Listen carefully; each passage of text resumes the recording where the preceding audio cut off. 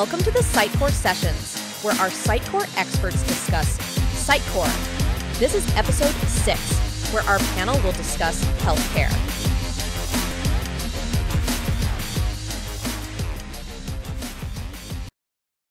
So I'm really excited for this conversation, not just because it's been postponed so many times, just because of the importance of kind of healthcare to our company. And we've had such success in healthcare with Sitecore projects. And just wanted to open it up for each of you and maybe like, what are your thoughts on why you think we've been so successful with building these solutions on Sitecore for healthcare clients?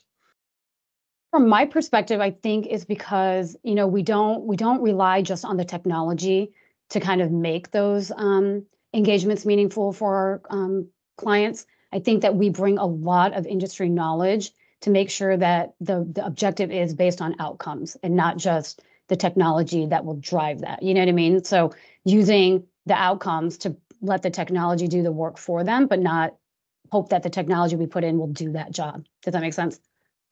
Yeah.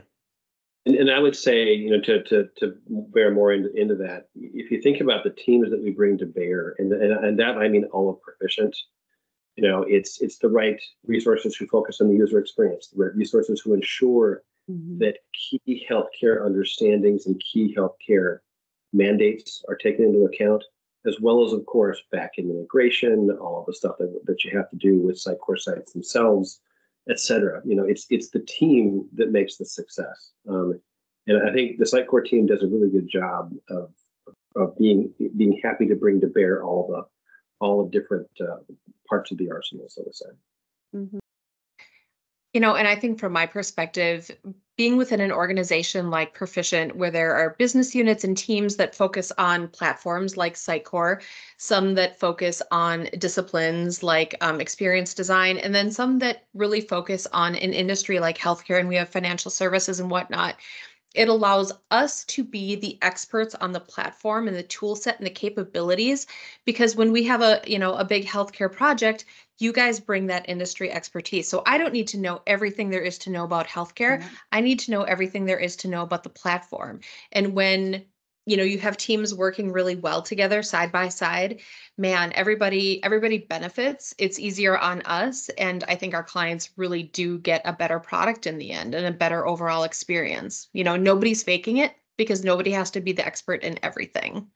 Yeah. And I think from a strategic perspective, right, going back to the outcomes, I think we bring a lot of value in not just doing the one thing that they're asking us to do, but taking into totality what they want to do strategically overall as an organization to continue driving that personalized, meaningful care, to their patients and or their members. And so I think understanding things from a totality perspective also helps us kind of differentiate ourselves a little bit in the market rather than just focusing on that one thing, like I mentioned earlier.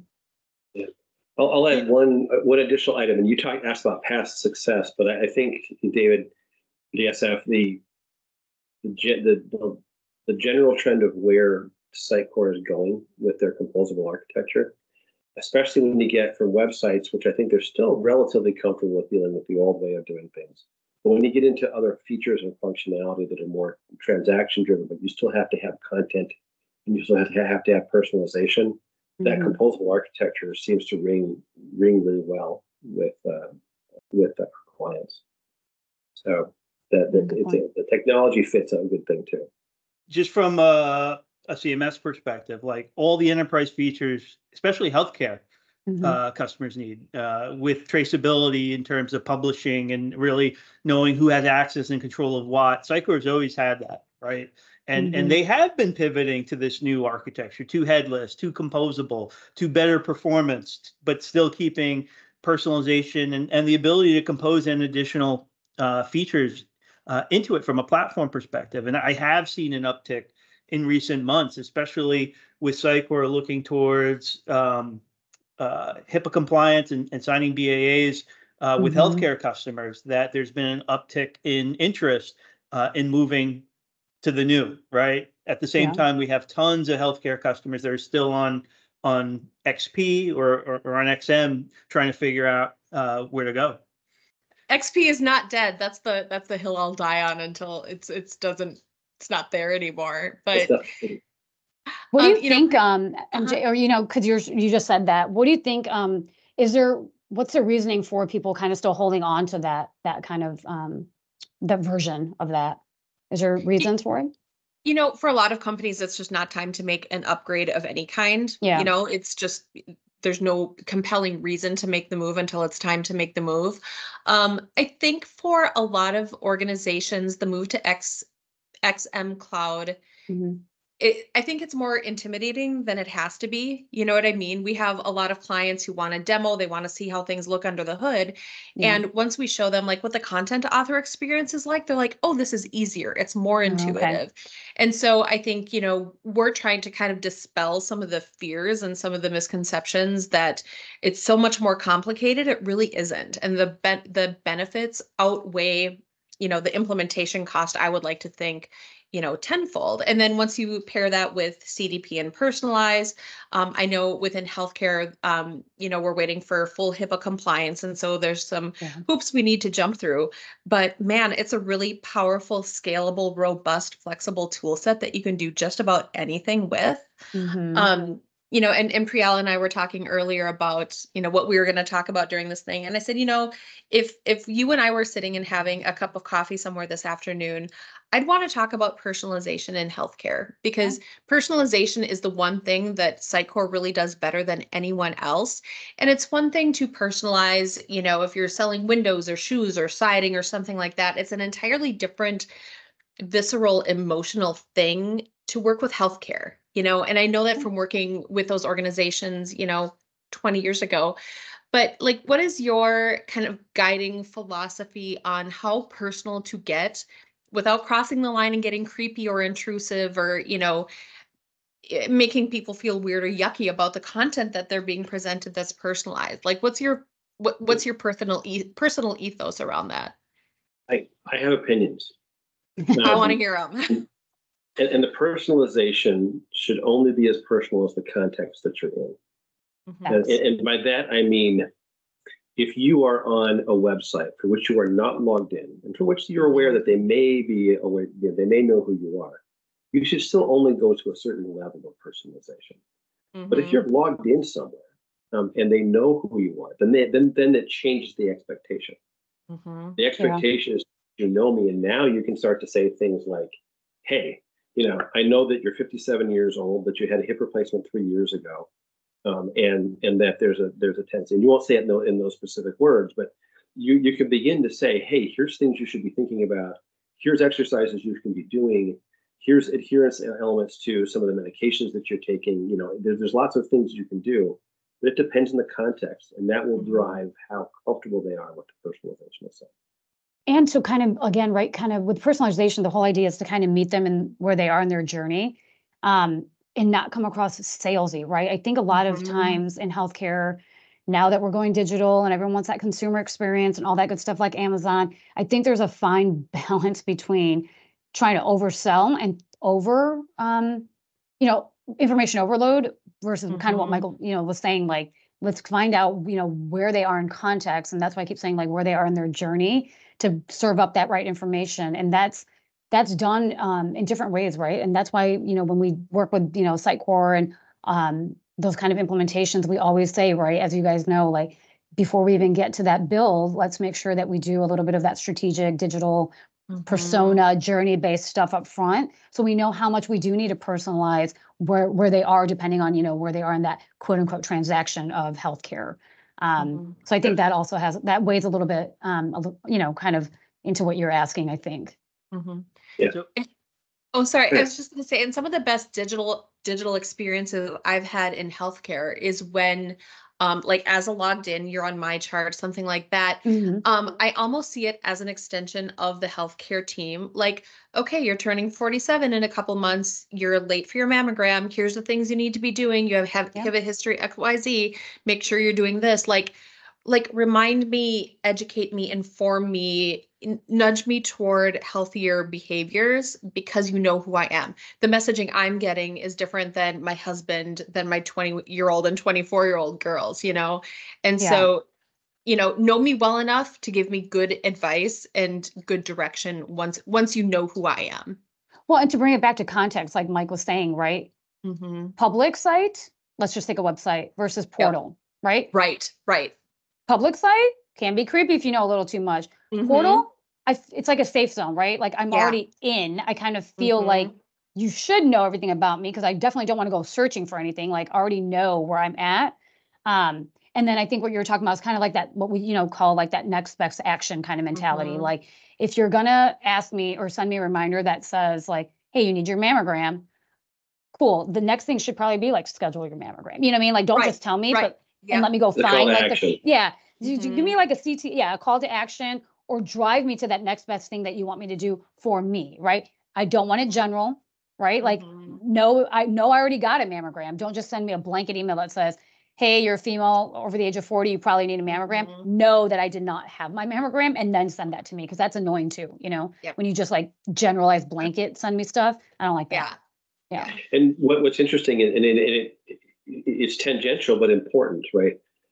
Any web portal or other interaction that Sitecore tends to deliver, especially with the XM cloud, it doesn't stand by itself, right? It has to interact with any marketing that's going on, and the marketing could be email, the marketing could be text messages, and the marketing in general could be a next best action that happens when someone calls into a call center.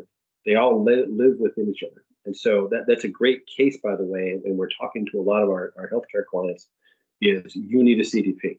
And by the way, here's why a CDP is different from a data warehouse. The CDP makes data actionable. And that's the key there. Data, and then it's the actionable site.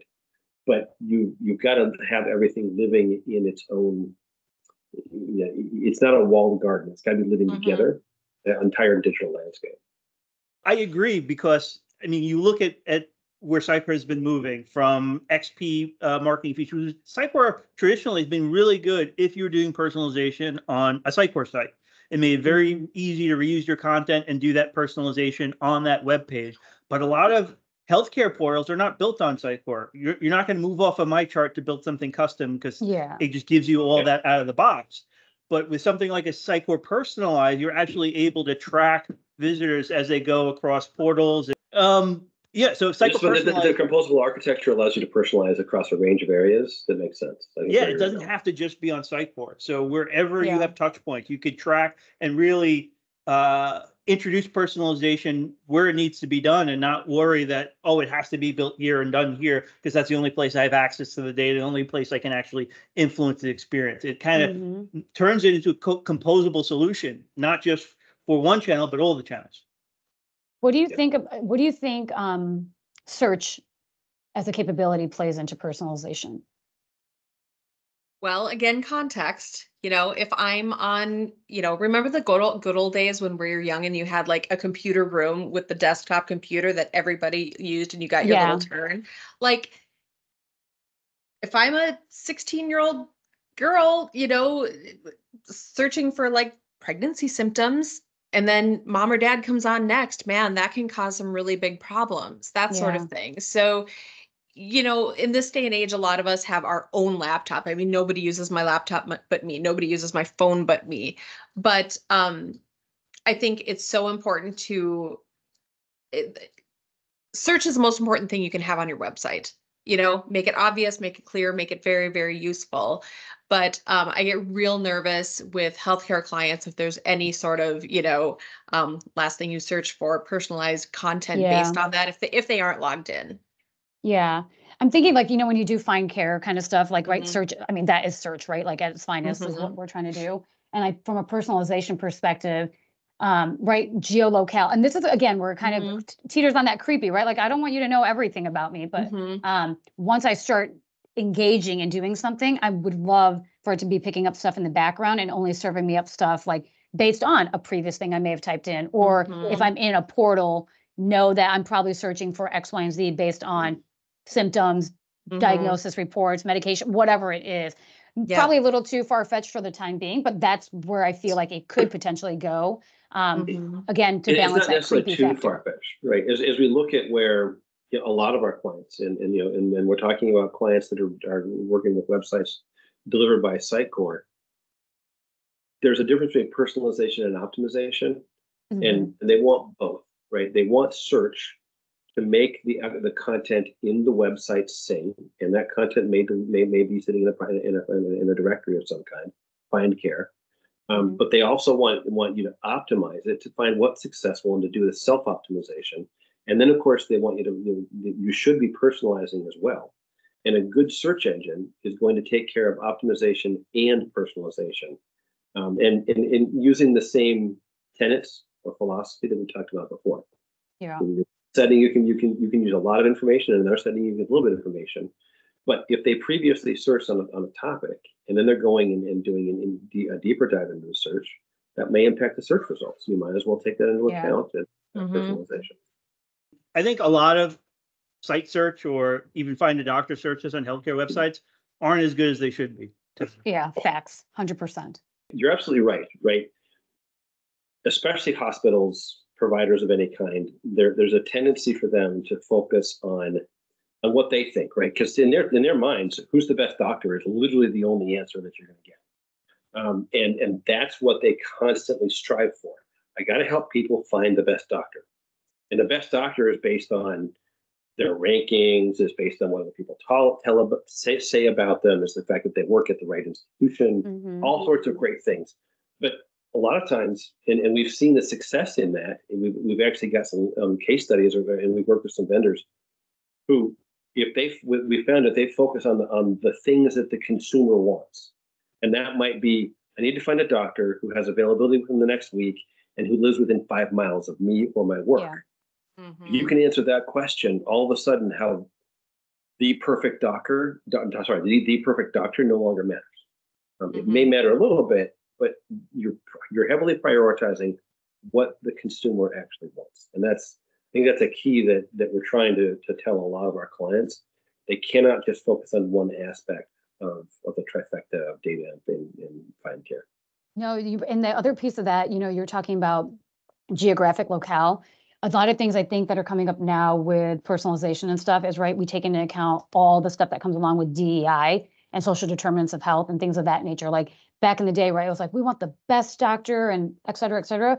But given, right, post-COVID, we know that there are populations and geographic locations where we can't do that, right? Like we need to use geography and things of that nature to help us personalize care for everybody, right? Not just the general population that may be looking for things of that nature. You know what I mean? I think you're absolutely right. It's how disheartening is it for someone who lives in an area that may be the equivalent of a medical desert. And by the way, that might be in the middle of a city, or it might be in a rural nowhere. I lived in a rural nowhere, and let me tell you, it was a medical desert. How disheartening is it to go onto either a payer site or a provider site and start a search. You get a search of things, and what you find is not available, not available, not available, can't do this. And next thing you know, you spent a half hour, you're really frustrated at this experience, and you're now literally 90 miles away or 120 miles away to find someone that meets your specific needs. And that's the reality. It happens. Yeah. And sometimes the best doctor is the one you can get into, you know, 100%. Yes. you know, if it's convenient, if it's close, depending on, the urgency and the severity of the thing you're going for. Like sometimes you just need a strep test. Sometimes that's all you need, and you need to do it on your lunch hour, and you're going to be across town, and like making it that convenient for a lot of things is the best thing, is exactly what a user wants. Yes. Search is really the whole point, right? The healthcare journey is a quest for answers, if you think about it, right? You're coming in, you have a problem, and you need answers, and you don't just have one question, you have multiple ones, and a lot of healthcare websites are just organized around, these are the services we provide, these are our list of doctors and things like that. They don't put themselves in the patient's shoes, thinking what they're thinking, using the terminology that they're used to using, and there's a gap there, and unless you can bridge that gap, you're not going to be able to convert them the way you need to. Yeah, and you're seeing search vendors start to use artificial intelligence, and the whole idea of generative AI. What can I do with large language models to better understand what someone's saying and to better understand what is the correct answer to give them? And this happened a while ago, but there's a very well-known hospital in New York that was using an AI chatbot. And the AI chatbot, which had actually crawled through and understood the data, the information that was sitting inside of the website itself, did such a better job than the old, the old search engine using the old way of doing things, that they actually went and said, "Can you guys just do our search as well?"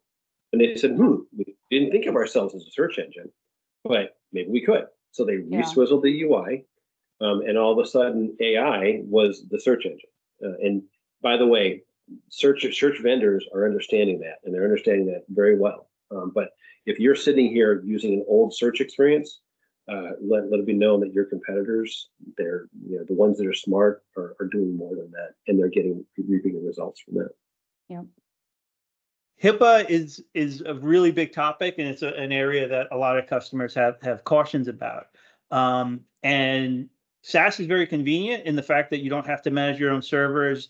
You don't have to worry about upgrades and things like that, but you are relying on a third party to manage the software and the data that you have. So it becomes critical that your partners or your SaaS vendors sign a business associate agreement that will kind of tie them to your rules for data handling. Yeah. And lucky for us, Sitecore is willing to sign a BAA. We actually have a client that is targeting XM Cloud. We're just starting development now. The BAA will go into effect in July. We hear both Sitecore Personalized and XM Cloud will support BAAs this year. So it just really opens up those tools to be leveraged by healthcare companies without having to worry about that aspect of it. Yeah. Yeah. I was talking to, and this was last month, but I was working with one of our clients, and he happens to be a payer, and we were talking about different options that they have. And when we mentioned that out of these DXP vendors, this one particular one had no interest in signing a DXP, even though it was for an anonymous website. I mean, literally, they just stopped there. Said, "No, we're done. Not that one's not making the list." Healthcare organizations are. It used to be that they didn't care for front-end technologies. They didn't even bring it up. But especially now, and you mentioned HIPAA, with the advice that in December of 2022 they brought in terms of, front-end websites and analytics, you'd better be very careful how you harvest that analytics, because what you harvest has the potential to be PHI. And if it is, it still has to follow the regs according to HIPAA. Mm-hmm. As soon as that happened, every IT person started asking, will these vendors sign a BAA? Even if they never actually see PHI. I mean, we've seen some of our larger customers rip out things like Google Analytics from their sites. Oh, yeah. Yep. Mm-hmm.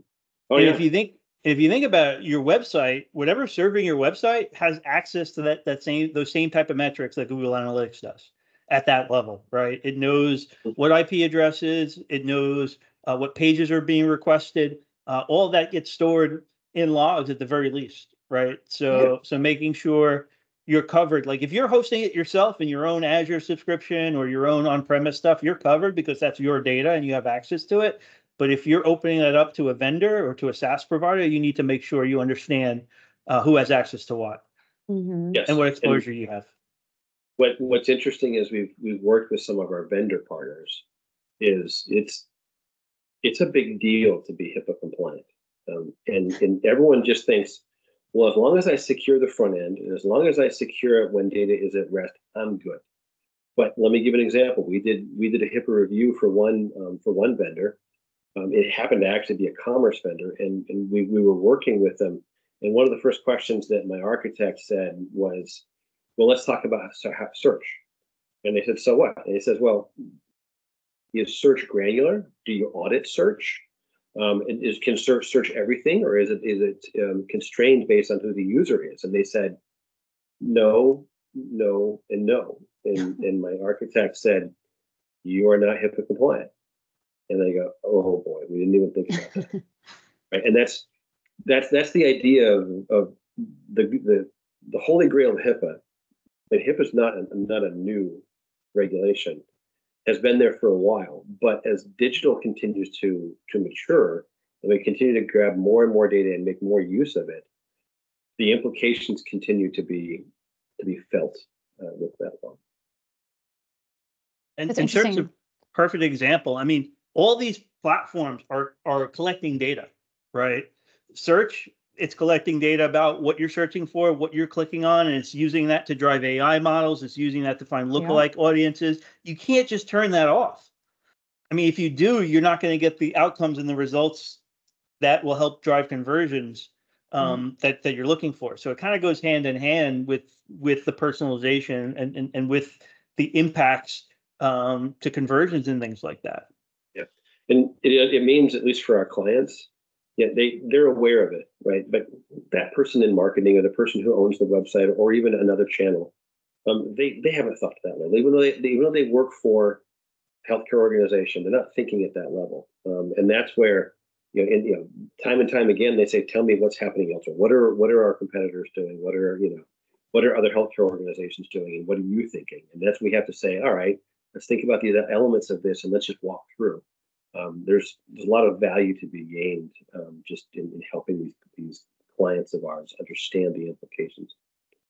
I think every time we think of search, and it's obviously it's very powerful if it's done right and all that good stuff. But I think what comes to my mind, and sometimes, you question it, like when you get a result back, even if you're doing just a general search on the, regular internet for like, what's the best restaurant in my neighborhood, whatever it is, the accuracy of that data, I think, is massively important, obviously, in healthcare, because people are making, right? How many people do we say, like, stop using Google as your doctor? But they're making those decisions based on the things that they find in that search, result that comes back to them.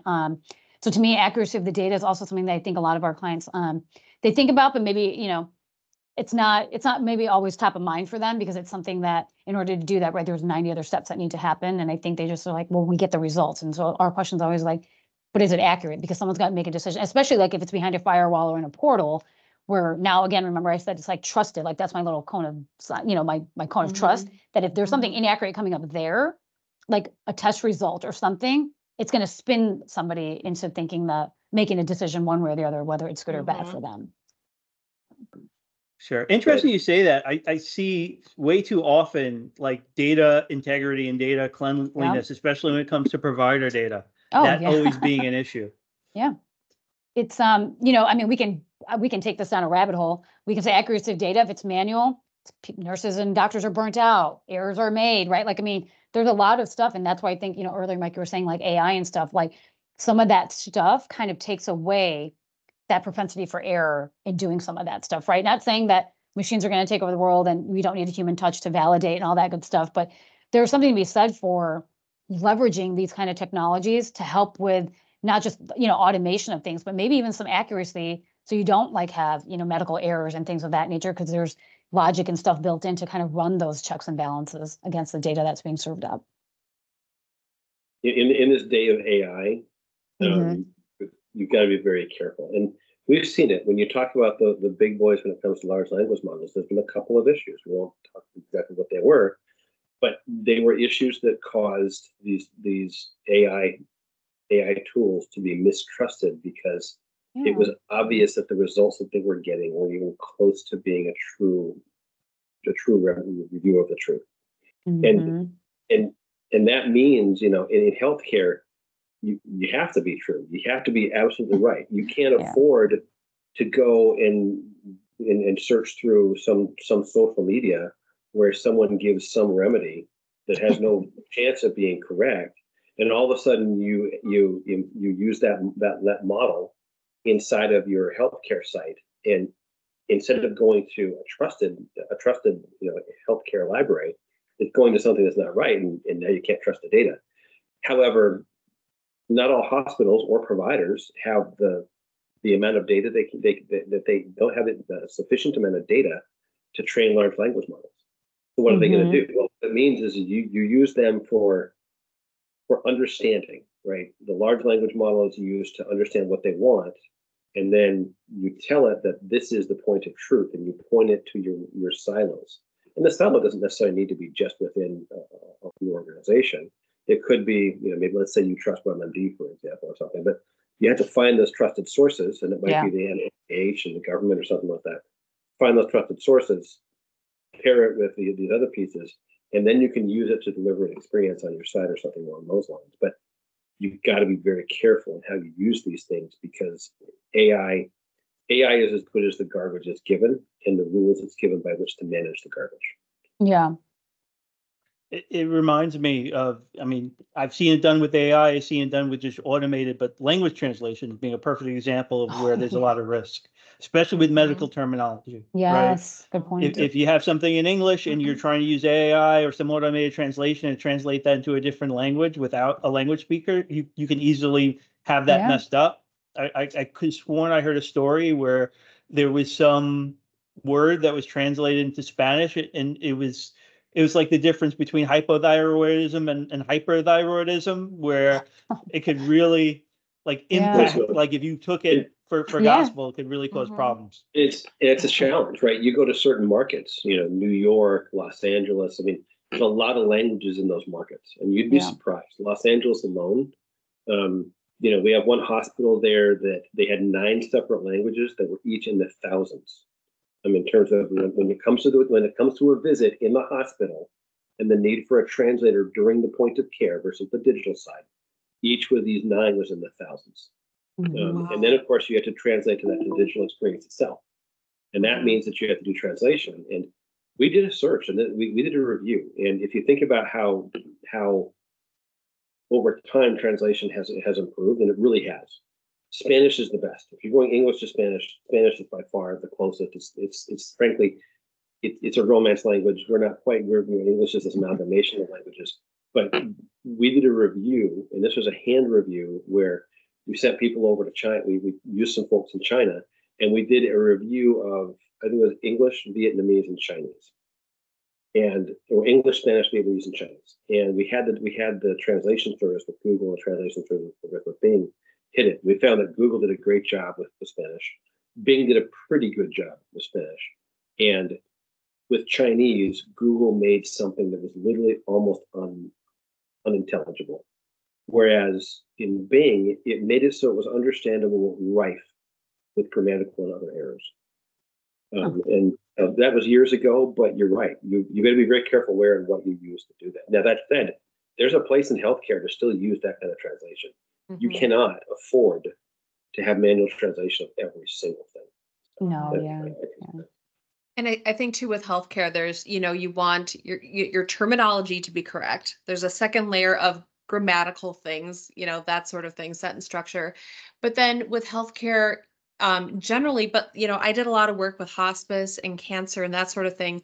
There's a lot of emotional, social nuance to the language that you use. Yes. And being gentle and careful and deliberate in your language and tone and voice. And I don't see AI having that kind of meticulous, gentle touch yet. Like the human touch, Right. So you can have the words right, but like, does it really sound like you would want to speak to someone, researching, prognostic indicators of this type of, cancer? So I really do advocate, yes, we do for like the bulk of things need automatic translation. There are some areas in healthcare where, man, you have to be really careful about the actual words you use.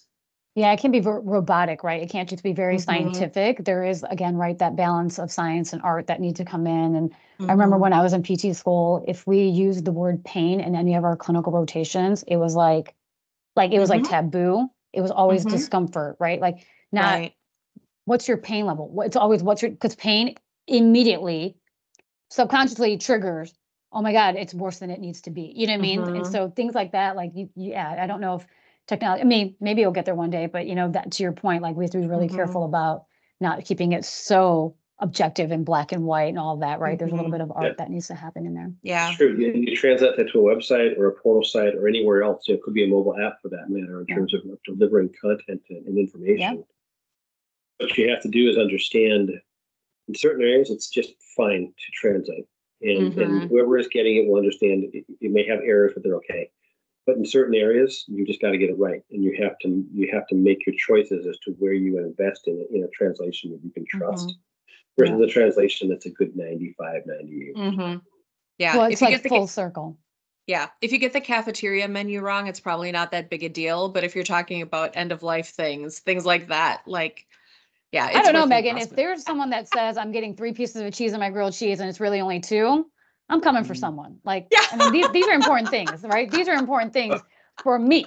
Again, full circle, right back to context. Like Exactly. my journey versus somebody else's journey. Like you may not care about that extra piece of cheese, but I really do. And so, yeah. But it does matter, you know. I mean, things like that do matter.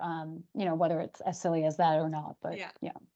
Well, I find it interesting that comment you made about not saying the word pain, and I think a lot of hospitals or organizations, they may use the proper terminology, but a patient coming there, they're going to search for pain. Exactly. And That's exactly if right. you don't have the right taxonomy and you have no taxonomy, way to you got connect it, yeah. those dots, you're not going to That's be able right. to answer that question. And I think, you know, kind of bringing it back to the beginning of the conversation, David, that you said, you know, kind of like, what do we see? And I think that's the other value of like, you know, Proficient and everyone that, you know, we go to is we know some of these nuances, right? To help you build out that taxonomy and to think through some of those things that are very industry specific because we've been doing it for so long and we have a ton of experience in knowing some of that kind of stuff that, you know, to your point, like most people wouldn't know if they type, of course you're going to type in pain. You don't know anything else. That's the word. But knowing, you know, some of the stuff that we do when we help our clients build some of that stuff out, we bring all of that kind of stuff to the table in addition to the awesome technology, obviously platforms that we use like Sitecore. Yeah. So maybe one other topic to discuss, and we're getting to the end of this hour, but it's the pace of change. And let me give one example. It seems like the government regulation that you see and all of these mandates that are coming through, and these are mandates in many cases very heavy on the provider side right now, oddly enough, but it doesn't mean that the payer side isn't receiving their own set. And people might think just transparency, but there's a ton of mandates about sharing of data and transparency and all sorts of other things that are just coming down and how fast you can get it done. The pace of change is it's increasing. And I think that everyone's struggling to keep up quite a bit. Yeah. And you can't do it without a flexible platform. You can't just be, this is the way we've always done it, because when the government comes and says you have 2 years to get this done, you don't have much choice, right? It's time to make an investment, hit it. Yeah, and things like, you know, price transparency should reside on the website. Oddly enough, it's become so difficult that we're seeing a lot of times where they go to third parties and then they just shove their data at the third party, and the third party creates their own site. Completely disjointed relationship. That's because the current team, process, and tools or platforms are unable to handle that in either a web or a portal scenario. It feels a lot like these experiences are just assembled together with duct tape, right? Yeah. You go to find a doctor, it takes you to a completely different site to go find the doctor, right? You go to you want to find classes and events completely. You want to actually schedule the appointment. Maybe you can find it on the website. To actually complete it, you have to go someplace else. Yeah. So, I mean, just improving the experience so that you actually can track it end to end is going to lead to improvements. Agree, 100%. Yes. As long as they do it, I keep on being surprised by the number of sites with just links. That's their version of a portal. But okay. that's without SSO. So yeah.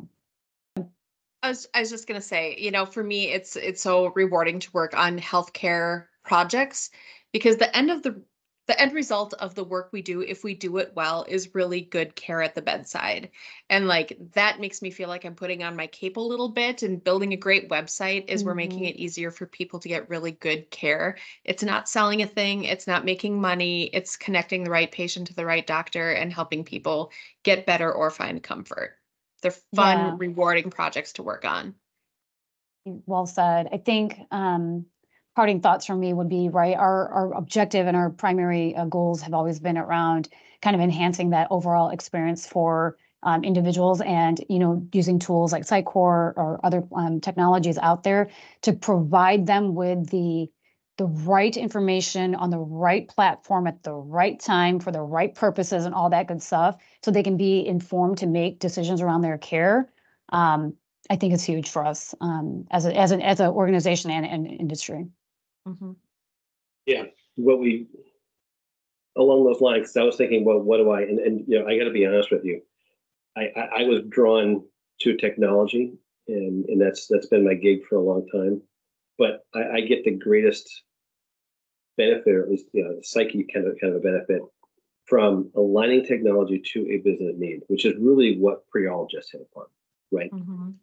Right time, right event. And if you can make sure that the technology aligns, then you've met the need when it comes to delivering these type of digital experiences. And being in healthcare, in many ways, the goal is the same, but the importance of getting it right based on the type of constituency that you're targeting or benefiting, it's just far more important.